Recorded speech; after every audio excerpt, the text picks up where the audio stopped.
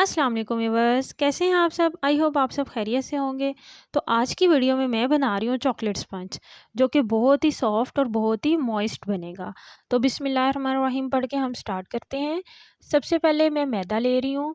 मैदा मैंने 100 ग्राम लिया है, जो कि 1 कप के इक्वल है। चीनी मैं ले रही हूँ 100 ग्राम, जो कि हाफ़ कप के इक्वल है। चीनी चूँकि जो है हैवी होती है, तो इसलिए ये हाफ़ कप के इक्वल है। बेकिंग पाउडर मैं ले रही हूँ 5 ग्राम, जो कि हाफ़ टेबल स्पून के इक्वल है। इसके बाद मुझे 4 अंडे चाहिए, जो कि रूम टेम्परेचर पर हैं।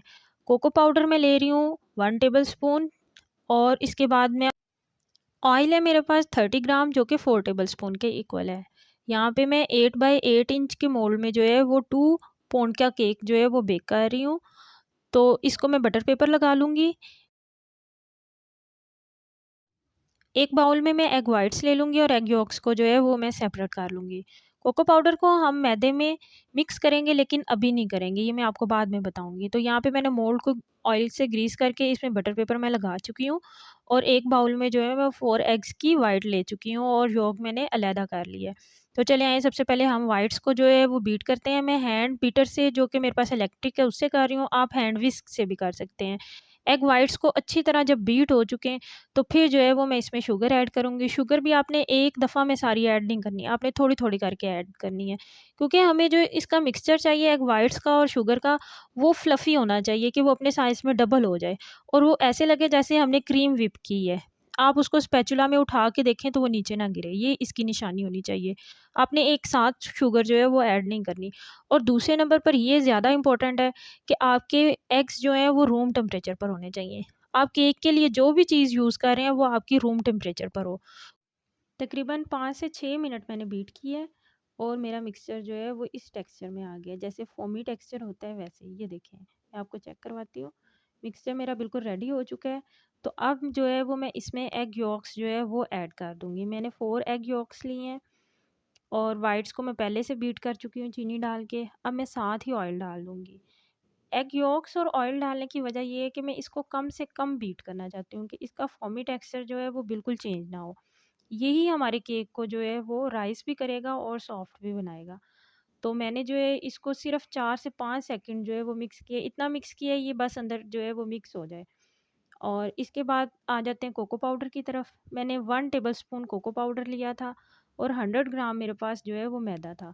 अब इस 100 ग्राम मैदे में से जो है वो मैं 1 टेबलस्पून भर के जो है वो मैदे का निकाल दूँगी। जितना मैंने मैदा निकाला है, इतना ही मैं कोको पाउडर जो है वो इसमें ऐड करूँगी। यानी मेरे पास 90 ग्राम मैदा रह जाएगा। इसमें मैं 1 टेबलस्पून भर के कोको पाउडर डाल दूँगी। 1 टेबलस्पून 10 ग्राम के इक्वल होता है। तो 5 ग्राम जो है वो मैं इसमें बेकिंग पाउडर डाल दूँगी। 100 ग्राम मैदे में से जब मैंने 10 ग्राम जो है मैदा निकाल दिया, तो 90 रह गया। तो 10 ग्राम मैंने कोको पाउडर ऐड किया, तो ये अब मेरे पास ड्राई इंग्रीडिएंट्स जो हैं ये 100 ग्राम है। अब मैं इसको जो है वो अपने मिक्सचर में जो है वो फ़ोल्ड कर लूँगी। आपने एकदम से नहीं करने, आपने थोड़ा-थोड़ा करके जो है वो इसके अंदर डालना है। और मैंने इनको पहले से छान लिया था। आप चाहें तो जो है वो बाद में भी छान सकते हैं कोको पाउडर ऐड करने के बाद। तो अब जो है वो मैं इसको अच्छे से जो है वो हल्के हाथों से मिक्स कर लूँगी। कोको पाउडर 2 किस्म का होता है, एक लाइट ब्राउन कलर में और एक डार्क में। आप लाइट यूज़ करेंगे तो आपका स्पंज लाइट कलर में बनेगा, डार्क करेंगे तो डार्क में बनेगा। यहाँ पे मैं लाइट यूज़ कर रही हूँ।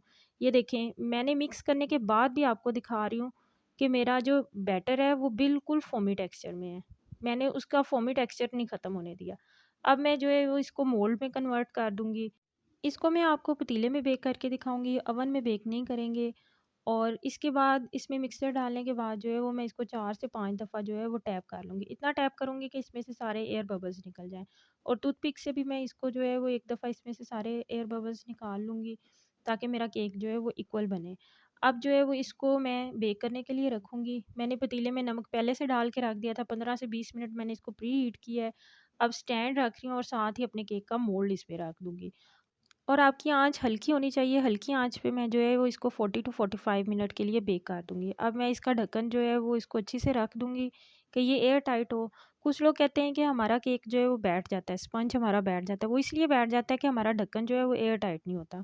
उसके लिए आप एक कोई मोटा-सा कपड़ा लें, और इसके ऊपर जो है वो अच्छे से इसको कवर कर दें, और 45 टू 50 मिनट से पहले आपने चेक नहीं करना। अगर आप बार-बार उठा के देखेंगे तो आपका स्पंज बैठ जाएगा। मेरा टाइम जो है वो कंप्लीट हो चुका है, तो चलें आइए मैं चेक करती हूँ। ये देखें मेरा स्पंज कितना अच्छा जो है वो बेक हुआ है। बिल्कुल भी साइडों से भी कच्चा नहीं है, दरमियान से भी कच्चा नहीं है। मैं चेक करती हूँ इसको स्क्वायर के साथ, आप हैंड के साथ भी चेक कर सकते हैं। ये देखें बिल्कुल साफ स्क्वायर निकला है। अब मैं हैंड से भी चेक करके बताती हूँ। अगर आप हैंड से चेक करें और आपका केक जो है वो वापस अपनी जगह पे आ जाए दबाने के बाद, तो आपका केक जो है वो बिल्कुल अच्छे से बेक हो चुका है। तो इसको बिल्कुल ठंडा होने के बाद जो है वो आप सांचे में से निकालें और इसका बटर पेपर उतारें। अब मैं आपको चेक करवाती हूँ कि मेरे केक की हाइट ये देखें, केक की हाइट भी अच्छी बनी है, राइज़ भी हुआ है और अच्छे से बेक भी हुआ है और जो है वो बहुत सॉफ्ट भी है। इतना मॉइस्ट और सॉफ्ट है और इसके ऊपर ये हल्का-सा क्रस्ट आया है, लेकिन ये हम जो है इसको आइसिंग करते वक़्त जो है वो उतार देंगे। मैं इसकी आइसिंग आज ही नहीं करूँगी, मैं इसको जो है वो क्लिंग शीट में रैप करूँगी और फ्रिज में रख दूँगी ओवरनाइट के लिए। तो नेक्स्ट डे मैं इसकी आइसिंग करूँगी, तो मेरा केक जो है वो बहुत सॉफ्ट भी बना है, मॉइस्ट भी बना है। फिर भी आपको किसी चीज़ की समझ ना आई हो तो आप कमेंट सेक्शन में मेरे से पूछ सकते हैं। मेरी वीडियो पसंद आई हो तो इसको लाइक भी कीजिएगा और सब्सक्राइब भी कीजिएगा। अल्लाह हाफ़िज़।